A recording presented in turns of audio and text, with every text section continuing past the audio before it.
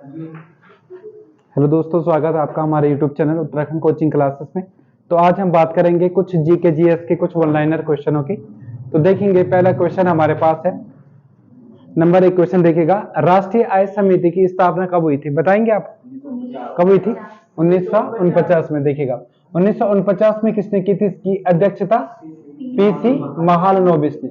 ठीक है ना, पीसी महालनोबिस ने की थी। ठीक है, इसके अलावा देखिएगा दूसरा क्वेश्चन क्या है हमारा, पढ़िए क्वेश्चन। राष्ट्रपति के पश्चात पर्यंत पद धारण करते हैं। कौन कौन पद धारण करते हैं? अच्छा, इसमें एक चीज देखिए, राष्ट्रपति के पश्चात पर्यंत का मतलब क्या है? नहीं, जब तक वो मतलब वो चाहे कि जैसे नियुक्ति तो राष्ट्रपति करेगा, लेकिन वो उसको हटा भी सकता है। पश्चात पर्यंत मतलब उसकी इच्छा पर, क्या समझ गए ना? तो राष्ट्रपति के पश्चात पर्यंत पद धारण करते कौन कौन से? देखिए, एक तो राज्यों के राज्यपाल, ठीक है, राज्यों के राज्यपाल। दूसरा बताइएगा, दूसरे कौन थे? संघ के जो मंत्री होते हैं। कौन होते? जो मंत्री, समझ गए। तीसरा कौन है? महान्यायवादी। तीसरा कौन होगा? महान्यायवादी। तो ये तीन लोग क्या होंगे? ये तीन क्या होंगे? राज्यों के राज्यपाल, संघ के मंत्री और महान्यायवादी राष्ट्रपति के पश्चात पर्यंत कार्य करेंगे। पश्चात पर्यंत मतलब उसकी इच्छा पर। ठीक है, फिर आगे देखेंगे हम इसमें राष्ट्रपति के लिए कौन सा आर्टिकल है? आर्टिकल 52। समझ गए, आर्टिकल 52 में राष्ट्रपति का पद है। आर्टिकल 53 में क्या है बच्चों? राष्ट्रपति यानी कि जो कार्यपालिका की शक्तियां होती है वो सारी की सारी राष्ट्रपति में निहित होती है। आर्टिकल 54 में क्या है? राष्ट्रपति का निर्वाचन मंडल। राष्ट्रपति का निर्वाचक मंडल। कौन कौन राष्ट्रपति को वोट देंगे? लोकसभा के निर्वाचित सदस्य, राज्यसभा के निर्वाचित सदस्य, राज्य विधानसभाओं के निर्वाचित सदस्य और विधान परिषदों के निर्वाचित सदस्य। ये बात ध्यान रखिएगा। और आपको एक चीज और ध्यान रखनी है कि जो विधान परिषद होते हैं या विधानसभाएं होती हैं या लोकसभा राज्यसभा होती है, इनमें जो मनोनीत सदस्य होते हैं वो राष्ट्रपति के चुनाव में भाग नहीं लेते हैं। ये भी ध्यान रखना। राष्ट्रपति का पद कहां से लिया गया है? अमेरिका से लिया गया है। उपराष्ट्रपति का भी, सर्वोच्च न्यायालय का भी, सर्वोच्च न्यायालय वाला सिस्टम भी। समझ गए ना? तो ये भी आपको ध्यान रखना है। और इसके अलावा राष्ट्रपति बहुत सारे आयोगों की क्या करता है, मतलब बहुत सारे आयोगों को नियुक्त करता है। जैसे वित्त आयोग आर्टिकल 280 में आप जानते हैं ना। वित्त आयोग के पहले अध्यक्ष कौन थे? केसी नियोगी, है ना। और वित्त आयोग के अलावा यूपीएससी यानी कि संघलोक सेवा आयोग। संघलोक सेवा आयोग आपका आर्टिकल 315 से 323 में है। संघलोक सेवा आयोग के अध्यक्ष और सदस्यों की नियुक्ति भी कौन करता है? राष्ट्रपति करता है। इसके अलावा और भी देखेंगे तो राष्ट्रीय मानवाधिकार आयोग के अध्यक्ष हो गए। इसके अलावा और किसकी नियुक्ति करता है? कैग की नियुक्ति करता है। कंट्रोलर ऑडिटर जनरल, आर्टिकल 148 से 100। हाँ, तो इस प्रकार से आपको ध्यान रखना।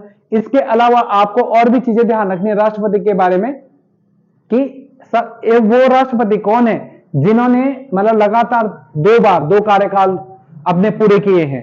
डॉक्टर राजेंद्र प्रसाद भारत के पहले ऐसे राष्ट्रपति हैं बच्चों जिन्होंने 1950 से लेकर के और 1962 तक सबसे लंबे राष्ट्रपति के कार्यकाल के रूप में कार्य किया है।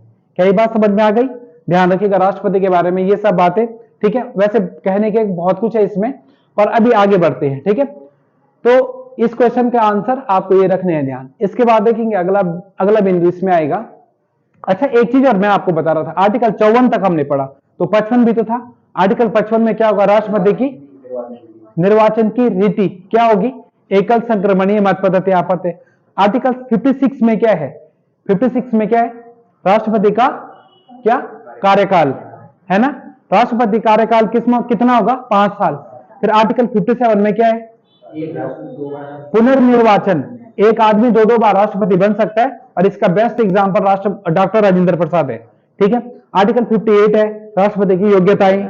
समझ गए ना कि कौन होगा भारत का राष्ट्रपति? 35 साल उम्र हो, भारत का नागरिक हो, पागल दिवाली ना हो, लोकसभा राज्यसभा या विधानसभा के सदस्य बनने योग्य हो, ये सब आती है उसमें बातें।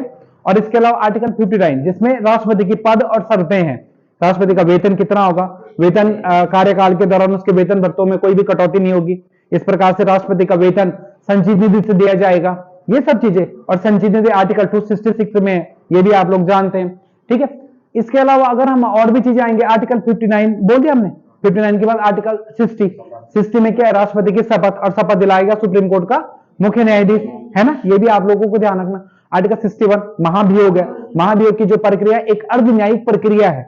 अर्ध न्यायिक मतलब कि मतलब न्याय से संबंधित, इसमें कुछ मतलब न्यायालय से संबंधित कुछ जज इस महाभियोग की प्रक्रिया में शामिल होते हैं, समझ गए ना। तो इसी वजह से इसको अर्ध न्यायिक बताया गया है, ठीक है, ध्यान रखिएगा। और आर्टिकल 72 में राष्ट्रपति की क्षमादान है। 71 में है कि राष्ट्रपति उपराष्ट्रपति से संबंधित जो भी मुद्दे होंगे वो कहां जाएंगे बच्चों, वो मुद्दे सुप्रीम कोर्ट में। चुनाव से संबंधित जो भी विवाद होंगे वो कहां पर जाएंगे, सुप्रीम कोर्ट में। आर्टिकल 108 में संयुक्त अधिवेशन है। आर्टिकल 100 संयुक्त अधिवेशन को बुलाता कौन है, राष्ट्रपति, और उसकी अध्यक्षता कौन करेगा, लोकसभा अध्यक्ष। आर्टिकल 123 में क्या है आपका, अध्यादेश है। आर्टिकल अध्यादेश जारी करता है। आर्टिकल 123 के तहत कौन, राष्ट्रपति। फिर 143 है जिसके तहत राष्ट्रपति क्या करता है आपका, सुप्रीम कोर्ट से क्या दे सकता है, सुप्रीम कोर्ट को कोई सलाह दे सकता है, उससे सलाह मांग सकता है। बस आगे देखेंगे, फिलहाल इसमें इतना ही। तो ये सब बातें मैं इसलिए बता रहा हूं क्योंकि पॉइंट जुड़ा हुआ है, तो बस ठीक है। आगे देखेंगे, विश्व का दूसरा सबसे बड़ा द्वीप कौन सा है, ज्योग्राफी का क्वेश्चन है बच्चों। आप लोग सभी जानते हैं कि अगर ऐसा पूछेंगे कि विश्व का सबसे बड़ा द्वीप कौन सा है, तो आंसर क्या होगा, ग्रीनलैंड होगा, समझ गए। लेकिन इसने कहा विश्व का दूसरा सबसे बड़ा द्वीप कौन सा होगा, दूसरा, तो इसका आंसर होगा न्यू गिनी। और न्यू गिनी कहां पर है बच्चों, ऑस्ट्रेलिया के उत्तर में है। कहां पर है बच्चों, ऑस्ट्रेलिया के उत्तर में आप जाएंगे तो यहां पर आपको मिलेगा न्यू गिनी, ठीक है। अगला क्वेश्चन देखिएगा, विश्व का सबसे अधिक कोयला उत्पादन करने वाला देश तो कौन सा होगा, संयुक्त राज्य अमेरिका, यानी कि यूएसए, समझ गए ना, यूएसए। तो विश्व का सबसे अधिक कोयला उत्पादन करता है यूएसए। यूएसए के बाद आप रूस बोल सकते हैं, समझ गए ना, ध्यान रखिएगा। ओके, इसके बाद अगर हम आगे चलेंगे नेक्स्ट क्वेश्चन पे, तो सवाना, पंपास और कंपोज, ये तीनों घास के मैदान है, आप सभी जानते हैं, और उष्ण कटिबंधीय घास के मैदान है, ठीक है ना। इसके अलावा आपको ये ध्यान रखना है कि ये कहां पाए जाते हैं, तीनों के तीनों कहां पर पाए जाते हैं। तो देखोगे आप लोग, सवाना आपका कहां पर मिलेगा, आपका अफ्रीका में, समझ गए, कहां पर मिलेगा, अफ्रीका में। पंपास कहां पर है बच्चों, पंपास मिलेंगे आपको कहां पर, अर्जेंटीना में। कहां पर, अर्जेंटीना में, ठीक है। और तीसरा आता है आपका कंपोज। कंपोज कहां पर मिलेगा आपका, कंपोज कहां पर है बच्चों, ब्राजील में। कहां पर, ब्राजील, समझ गए, ब्राजील। और ब्राजील आप लोगों ने सुना होगा, ब्राजील का एक बंदरगाह है बड़ा फेमस, जिसका नाम है सेंटोस बंदरगाह, जो किसके लिए जाना जाता है, कॉफी के लिए जाना जाता है। किसके लिए जाना जाता है, कॉफी के प्रोडक्शन के लिए जाना जाता है, ठीक है, यस। अब इसके बाद देखेंगे आप लोग, स्वर्णिम पैगोडा का देश किसे कहते हैं, तथा सुंदर बौद्ध मूर्तियों के लिए कौन सा देश जाना जाता है, और लोग बताओ, बताइए बच्चों। इसका राइट आंसर क्या होगा, इसका राइट आंसर होगा म्यांमार। क्या होगा, म्यांमार होगा। देखो हमने एक क्वेश्चन बताया था आपको थोड़ी देर पहले, जो म्यांमार है ना, म्यांमार भारत के कितने राज्यों से बाउंड्री बनाता है, कौन कौन से, अरुणाचल, मणिपुर, नागालैंड, मिजोरम, समझ। आप यहां पर भी देख सकते हैं, है ना, बाकायदे इसको मैप में, ठीक। इसके अलावा देखेंगे हम, बिलीबिली क्या है, बिलीबिली, तो ये एक उष्ण कटिबंधीय चक्रवात है बच्चों। क्या है, उष्ण कटिबंधीय चक्रवात। कहां का है, ऑस्ट्रेलिया, ठीक है, ध्यान रखिएगा। अच्छा, हमने आपके साथ में ना चक्रवात डिस्कस किया था ना, चक्रवात डिस्कस किया था ना, ठीक है। तो ये कहां का है, पहले 1 मिनट है, ऑस्ट्रेलिया का। अब देखिए, ध्यान से समझिए, बातें ना करिए। देखिए, जो आपका बिलीबिली है, ये ऑस्ट्रेलिया का चक्रवात है। चक्रवात में क्या होता है, मैंने आपको डिस्कस किया था, चक्रवात में क्या होता है, सेंटर में क्या आती है, चारों तरफ से हवाएं आती है, गर्म हवाएं पहले उड़ जाती है ऊपर के लिए, ठीक है ना, पढ़ाया था ना। एक जगह पर टेम्परेचर क्या होता है, ज्यादा होता है, सेंटर पे क्या होगा, टेम्परेचर ज्यादा, अगल बगल से फिर क्या होगा, लेकिन सेंटर पे अगर टेम्परेचर ज्यादा होगा तो गर्म हवाएं ऊपर उठ जाएंगी। फिर अगल बगल से उन गर्म हवाओं की जो खाना पूर्ति है वो कौन पूरी करेंगी, वो अदर हवाएं आएंगी चारों ओर से, ठीक है ना। तो यहां पर क्या होगा, टेम्परेचर ज्यादा होगा सेंटर में और सारी हवाएं सेंटर पे आएंगी, यहां पे प्रेशर हमेशा कम होगा, समझ गए ना, ध्यान रखिएगा। तो इसी प्रकार से आपको एक मैंने ये भी बताया था, टारनेडो बताया था, टारनेडो चक्रवात कहां का है, हाँ, तो ये भी आपको ध्यान रखना। अब इसके बाद देखिएगा, नेक्स्ट क्वेश्चन है, राष्ट्रीय पिछड़ा, जैसे एक और है, एक और कैटरीना, कैटरीना जो आपका चक्रवात है ना, ये कहां का है, हीरोइन ही है कैटरीना, हीरोइन तो है मतलब, पर कैटरीना क्या है, एक चक्रवात है, मैक्सिको का, याद रखना। आगे देखिए, राष्ट्रीय पिछड़ा वर्ग आयोग की स्थापना कब हुई थी, 1993 में, ठीक है। राष्ट्रीय पिछड़ा वर्ग आयोग की स्थापना हुई थी बच्चों 1993 में, ठीक है। हम लोगों ने राष्ट्रीय पिछड़ा वर्ग आयोग से संबंधित संविधान संशोधन भी पढ़ा है। कौन सा संविधान संशोधन, 102वां, किससे संबंधित है? पिछड़ा वर्ग आयोग से। पहले पिछड़ा वर्ग आयोग संवैधानिक निकाय नहीं था, पर अब संवैधानिक निकाय है। याद रखिएगा, इसके लिए संविधान संशोधन कौन सा हुआ था? 102वां संविधान संशोधन। ठीक है, याद रखिएगा। अच्छा जी, इसके बाद देखिए अगला क्वेश्चन, भ्रष्टाचार निवारण अधिनियम कब का है? बताएंगे आप लोग मुझे। 1988 में। भ्रष्टाचार निवारण अधिनियम कब का है? 19। अगर आएगा पर्यावरण संरक्षण से संबंधित अधिनियम कब का है? 1986, है ना, ये भी ध्यान रखिएगा। अगला प्रश्न देखिए बच्चों, हिस्ट्री का है। गोत्र शब्द का प्रयोग सबसे पहले किस काल में हुआ था? तो आप सब भी जानते हैं कि गोत्र शब्द का प्रयोग सबसे पहले कब हुआ था? ऋग्वैदिक काल में, या ऋग्वेद में आपका गोत्र शब्द का प्रयोग किया गया है। देखिए सबसे प्राचीन वेद कौन सा आपका? ऋग्वेद। और सबसे नया वेद कौन सा आपका? अथर्ववेद। भूत प्रेत जादू टोना, ठीक है, ये सब, इन सब की पूजा पद्धति जो भी है वो सब कहां पर मिलती है? अथर्ववेद में। ऋग्वेद में क्या मिलते हैं? मंत्र और ऋचाएं मिलती हैं। आप लोगों ने पढ़ा कि ऋग्वेद में कितने मंडल है?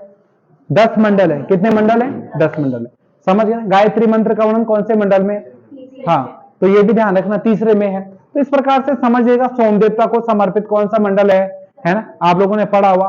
9वां। और हस्तलिखित ऋचाएं किसमें है ना, 8वें में है। और इसके अलावा और से बहुत सारी चीजें आती हैं इसमें।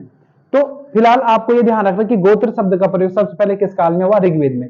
सबसे क्या है, ये प्राचीन वेद है। ठीक है, ओके। इसमें इंद्र के लिए 250 मंत्रों का, है ना, और अग्नि के लिए 200 मंत्रों का वर्णन मिलता है। ये ऋचाओं का वर्णन मिलता है, जो भी आप समझे। आगे देखिए, इंटरनेट से संबंधित होस्ट शब्द का अर्थ क्या होता है?